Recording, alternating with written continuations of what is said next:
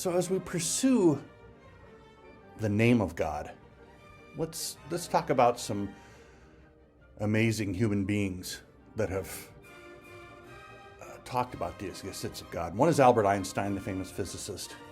E equals mc squared, crazy hair, very media friendly in his day.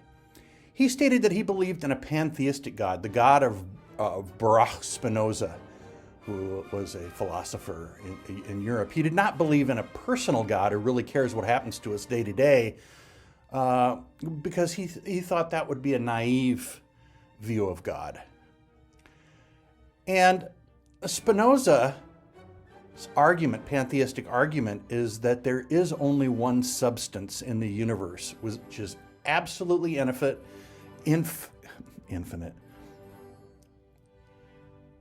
Yes, infinite, and self-caused and eternal, which would be a naturalistic view of God. It covers the abstract thought of essence, and that's what I'm talking about when I say, what is your God? Is it an abstract concept, or does it have attributes and modes of behavior? Is it an invisible being that watches us all the time and judges us? And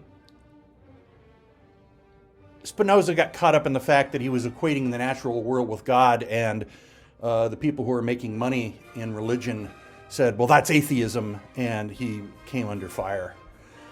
So, what's in a name? I'm going to roll a really big list here. I'm going to scoot over for this one. And you'll be able to see that there's so many different names and repetitive names for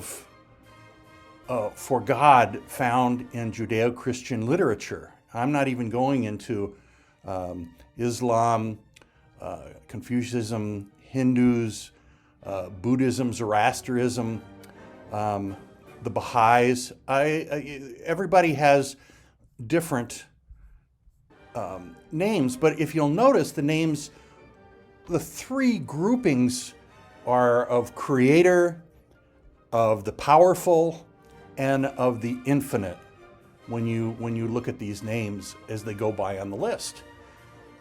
And powerful and infinite, when people are asked about who their God is, they agree with those terms. It's not that they necessarily come up with the terms, but they agree with those terms that the Creator is powerful and infinite.